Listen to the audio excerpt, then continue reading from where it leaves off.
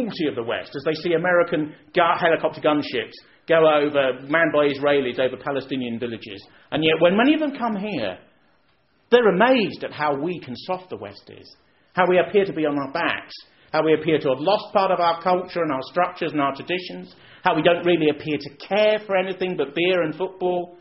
We're too frightened to stand up for ourselves. We're too frightened to be nationalistic and powerful in the majority. We're traumatised by politically correct words which are deliberately put in place so people can't express what they really think about the changes in the society, and that's why it's being deliberately done.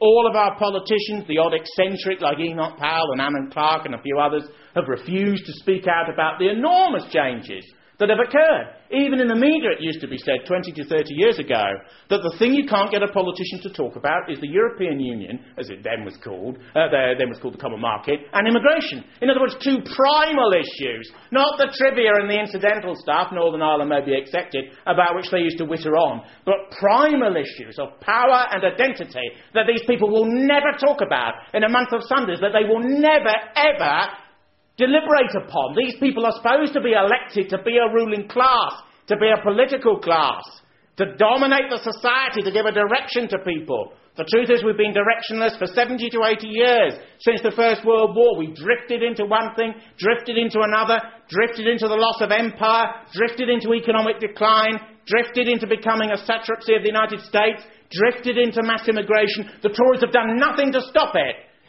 Churchill and all the others in the 50s could have reversed the social agenda of Labour post-45, 46, and they never did.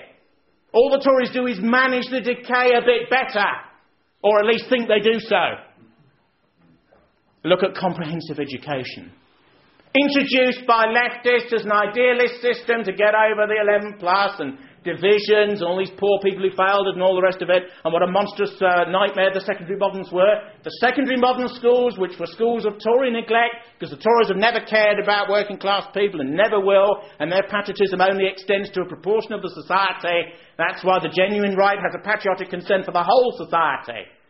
As Labour dies and collapses over 100 years after it was created, the Labour Representation Committee was set up by the unions in 1900. New forces are emerging. The reason why this party is loathed and hated by Labour, almost to a sort of rabid extent, is because it's the rival for working class votes, given that the left has betrayed the people it said that it represented for generation after generation. The Tories never cared what happened to the people at the bottom, and also at times they just left alone, because benign neglect was their essential viewpoint. Labour's intervened and made a mess of it on almost all fronts, doing it with a smile on their face and socialist dreams in their mind, but their views are incorrect on all areas. A couple of weeks ago, the Prime Minister's wife, Sarah Brown, attended the Gay Pride rally in the middle of London, and she marched along with a pink Union Jack. With a pink Union Jack. I mean, there is a sort of Monty Python element to it, isn't there? There is a degree to which you couldn't make it up, really. But this is what's going on. And that's just one, and not a particularly important issue anyway, but it's one of many, many issues whereby prior structures have been smashed to pieces and have done so deliberately in order to wake the new fauna and flora. Look at many of our cities now. My mother was born in Manchester. This is very interesting what's happened to these great northern cities, and it's why there's a considerable vote for this political party. Central Manchester is blitzed. It was an industrial area, miles of plating. We built the Lancaster bomber there, and that sort of thing. There's nothing there now. Nothing there but blocks, immigrants. The middle class moved out to Cheshire about 25 years ago. A trash Labour authority dominates it. Progressive and trendy whites go back into the centre to fill the gap. In Manchester, you can have a man in a penthouse that's worth £1.5 million on the top of a block, and he looks down on a drug addict, on a stained mattress, shooting up heroin mainline, and he thinks it's all part of the funky deal. It's all part of the trendiness and the multicult that these people like to live amongst. In these areas, Rusholme, Whalley Range, Gorton, areas where ethnics are 70%, whites are 30%. The Curry Mile, it's called, out into Oldham, where many of our people have sort of dispersed, and then dispersed again, and then dispersed again. This is the model American cities have. This is why Obama has been elected. Many people in England, particularly those who don't go to the cities very often, scratched their heads and wondered why is there the first non-white president in the United States of America? Well, because the United States of America has changed out of all recognition. 70 million persons of colour have entered the United States of America since 1969.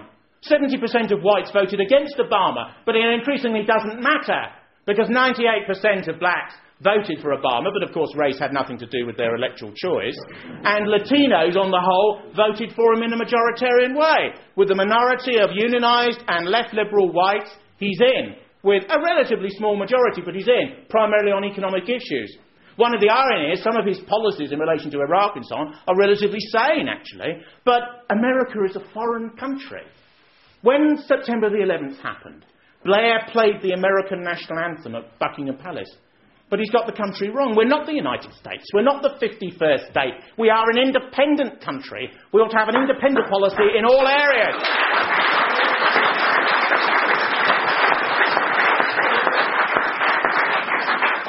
It was very revealing to me that Cameron says everything can be cut. Defence can be cut. The Treasury budgets for health, for education can be cut. Health's going to be ring-fenced. But the thing that he was keenest of all to ring-fence was foreign aid. Foreign aid. He said, we are globalists. He said, we have compassion for the third world and the poor. He's a new sort of lovely conservative, you see. He's trying to get as far away from Thatcher's legacy as he can. He said, we will preserve international aid. Why? Why do we need to preserve international aid? Why, apart from aiding troops of ours in the field, and the odd thing that is, in a micro way, directly in our military and or diplomatic interests, why are we giving any foreign aid at all? Charity begins at home. All of that money should come back here and be used here.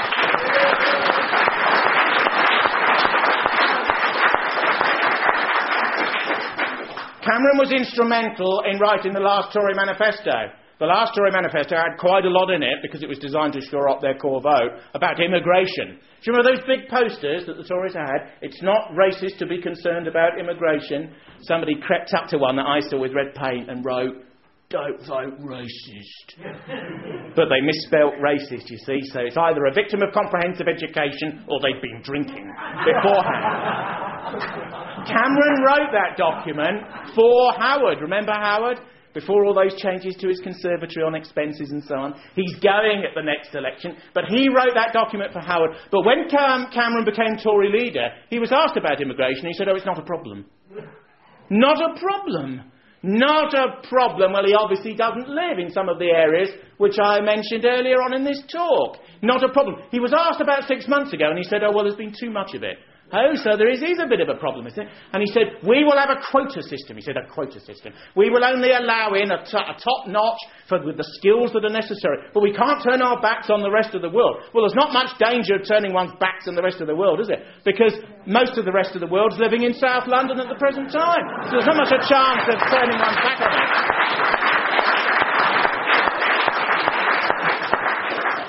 It said that the Conservative Party threw the Union flag in the gutter, and the radical right in the 70s and thereafter had to get down into the gutter to take it up. And that's not always an present experience.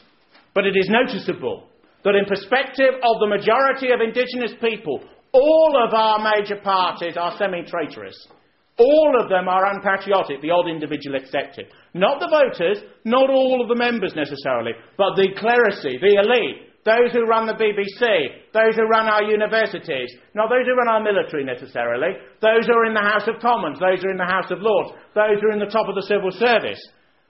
Never mind all this nonsense about we mustn't politicise the civil service. If ever this party was elected to any governmental power, the civil service will be acting against it from day one. You'd have to get rid of quite a lot of them, replace them with other people of competence, and you would have to politicise them. This society needs more politicisation, not less. The laziness of many of our people that we can leave someone else to do it. It's summer, let's watch the cricket. You've got to get rid of that sort of idea if you want to retain your own country within the perspective of 50 to 100 years. If you don't want your children dragged into foreign wars, if you don't want to be a minority in your own street, if you want a